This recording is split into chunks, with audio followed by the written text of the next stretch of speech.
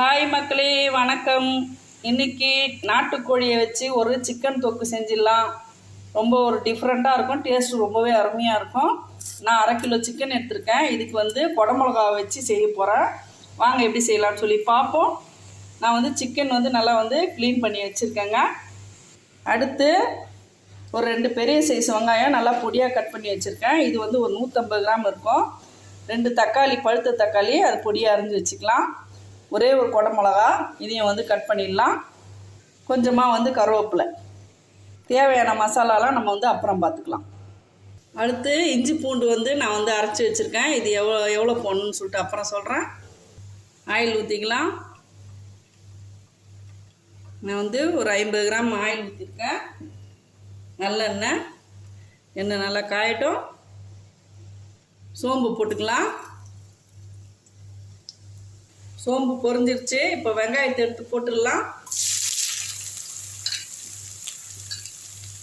நாட்டுக்கோழி வாங்கினீங்கன்னா நீங்கள் மஞ்சள்தூள் நல்லா 1 டீஸ்பூன் போட்டு நல்லா பரட்டிட்டு 10 நிமிஷம் ஊறின பிறகு கழுவுனீங்கன்னா அந்த அந்த நீச்சு வாசனைன்றது சுத்தமாக இருக்காதுங்க. ட்ரை பண்ணி பாருங்கள். எப்போவுமே கோழிக்கறி கொஞ்சம் சரியாக க்ளீன் பண்ணலன்னா அந்த ஸ்மெல் அப்படியே அந்த தொக்குல அடிக்கும். அது வராமல் இருக்கணும்னா நீங்கள் இந்த மாதிரி க்ளீன் பண்ணிங்கன்னா சுத்தமாக கொஞ்சம் கூட ஸ்மெல் வராது. வெங்காயத்தை நல்லா வதக்கி விட்டுடலாம். வெங்காயம் நல்லா வதங்கட்டும். அதுக்குள்ளே குடமிளகா பொடியாக கட் பண்ணிக்கலாம். இதிலே கருவேப்பிலை போட்டுடலாம். கருவேப்பிலை கொஞ்சம் நிறையவே போட்டுருங்க. நல்லா வாசனையாக இருக்கும். கருவேப்பிலையை கொஞ்சமாக எப்பவுமே பயன்படுத்தாதீங்க. சமையலுக்கு நல்ல ஒரு கைப்பிடி அளவு போடுங்க. ரொம்பவே நல்லது. இலையை எடுத்து கீழே போட்டுருவங்களா இருந்தால் நீங்கள் பொடியாக கட் பண்ணி போட்டுங்க. இன்னமும் ஃப்ளேவர் நல்லாவே இருக்கும். 1/2 கிலோ கறிக்கு நம்ம வீட்டு குழம்பு மிளகாத்தூள் ஒரு 3 டீஸ்பூன் அளவு எடுத்திருக்கேன். இது அப்படியே இருக்கட்டும். வெங்காயம் ரொம்ப ப்ரௌனாக வதங்கணும்னு அவசியம் இல்லை. ஏன்னா இந்த வெங்காயம் தக்காளி இந்த இதுலேயே தான் சிக்கன் வேக போகுது. அதனால் நம்ம கொஞ்சம் கண்ணாடி பதத்திலே போட்டுடலாம். இப்போ தக்காளி போட்டுடலாம். இதையே நல்லா வதக்கிடுவோம்.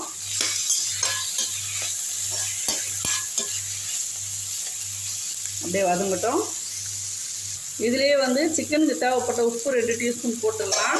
அப்போ தான் தக்காளி வெங்காயம் நல்லா வதங்கும். இப்போ இஞ்சி பூண்டு பேஸ்ட் எடுத்து இதில் போட்டுடலாம்.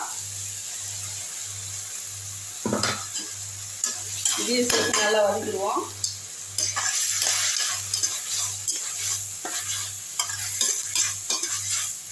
இப்போ அப்படியே சிம்மில் வச்சுட்டு தட்டு போட்டு மூடிட்டு தீயை குறைச்சி வச்சுருங்க. கொஞ்ச நேரம் நல்லா வதங்கட்டும். வதங்கிடுச்சா பார்ப்போம். இஞ்சி பூண்டு பேஸ்ட்டு கொஞ்சம் நிறையவே போட்டுங்க. பாருங்கள், தீயை குறைச்சி வைக்கும்போது நம்மளுக்கு அடி பிடிக்காது. நல்லா பச்சை வாசனை போக நல்லாவே வதங்கும். டேஸ்ட்டு ரொம்பவே அருமையாக இருக்குங்க. இன்னொரு 1 நிமிஷம் இருக்கட்டும்.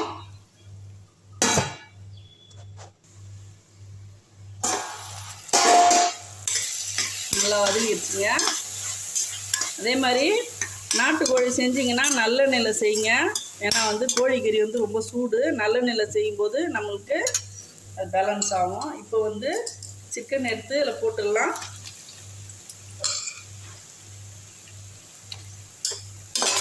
நல்லா வதக்கி விட்டுருவோம். கொஞ்ச நேரம் அப்படியே கை விடாமல் ஒரு 3 நிமிஷம் நல்லா வதக்கி விடுங்க. தட்டு போட்டு மூடிடலாம். ஒரு 2 நிமிஷம். 2 நிமிஷம் ஆயிடுச்சு. நல்லா வதக்கி விட்டுடலாம். இப்போ இந்த சுருண்டு இருக்கும் அப்படியே கறிங்கெல்லாம் அதாவது லூஸ் போட்டாச்சு. நல்லா வதக்கி விட்டுருங்க.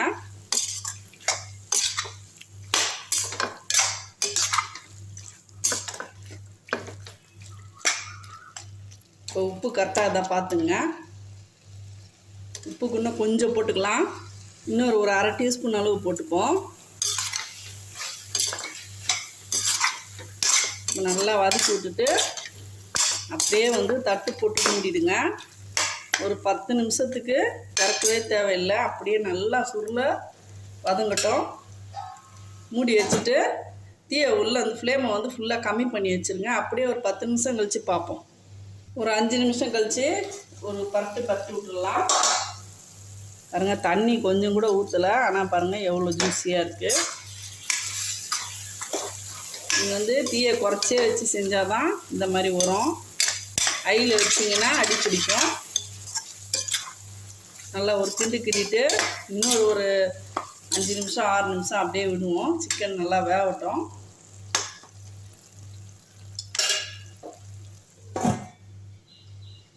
இன்னொரு 5 நிமிஷம் ஆயிடுச்சு. இப்போ வந்து வதக்கி விட்டுடலாம். தண்ணி வந்து கொஞ்சம் கூட வற்றாதுங்க, இந்த மாதிரி சிம்மிலே இருந்துச்சுன்னா. இப்போது இந்த ஸ்டேஜில் நம்ம வந்து குடமிளகா எடுத்து போட்டுடலாம். குடமிளகா வந்து எப்போவுமே கடைசியில் தாங்க போடணும். இப்போ இதுலேருந்து தான் கொஞ்சம் தண்ணி விடும். இது வந்து அதிகமாக வேக்காடு தேவையே இல்லை. ஒரு 5 நிமிஷத்தில் வெந்துடும். இப்போ இதை நல்லா வதக்கி விட்டுட்டு இந்த குடமிளகாவோட ஃப்ளேவர் வந்து இந்த சிக்கனில் கலக்கும்போது ரொம்பவே வித்தியாசமாக இருக்குங்க. டேஸ்ட்டு ரொம்பவே அருமையாக இருக்கும். ஒரே ஒரு மிளகா போட்டால் போதும். ஒரு 100 கிராம் 200 கிராம் அளவுக்கு நீங்கள் வாங்கிக்கோங்க. அவ்வளோதான். இப்போது திருப்பியும் வந்து ஒரு 5 நிமிஷம் மூடி வச்சிடலாம்.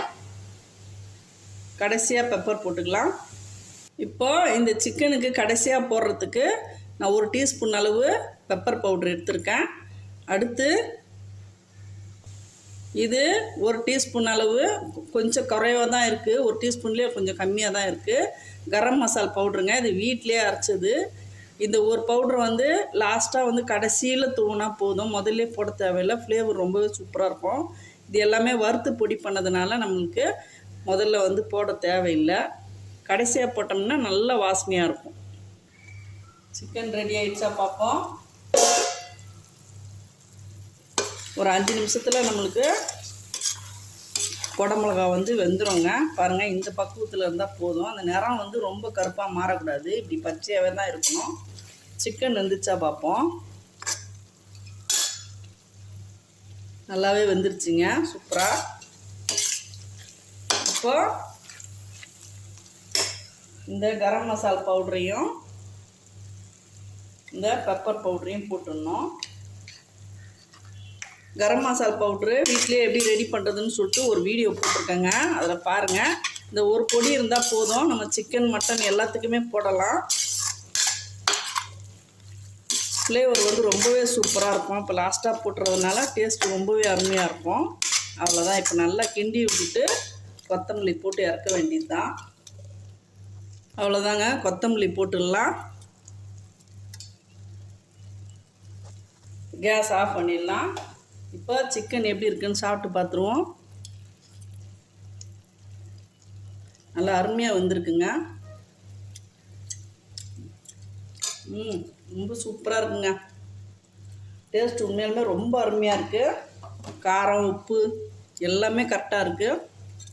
இந்த மாதிரி பெப்பரில் கடைசியாக போட்டிங்கன்னா நம்மளுக்கு அந்த மருத்துவ குணம் அழியாது. முதல்ல எப்போவுமே வந்து சிக்கன் செய்யும்போது மிளகு சீரகம்லாம் முதல்லையே வந்து போட்டுறாதீங்க, கடைசியாக போடுங்க.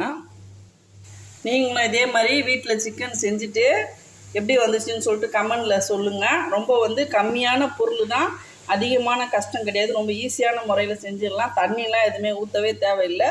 அதுவே நம்மளுக்கு பாருங்கள் நல்லா ஜூஸியாக வந்திருக்கு. பாருங்கள் எவ்வளோ ஜூஸியாக இருக்குது பார்த்தீங்களா. சாம்பாரோ ரசம் வச்சுட்டு நம்ம இதை சைடிஷாக வச்சோம்னா ரொம்பவே சூப்பராக இருக்கும். இந்த வீடியோ உங்களுக்கு ரொம்ப பயனுள்ளதாக இருக்கும்னு நினைக்கிறேன்.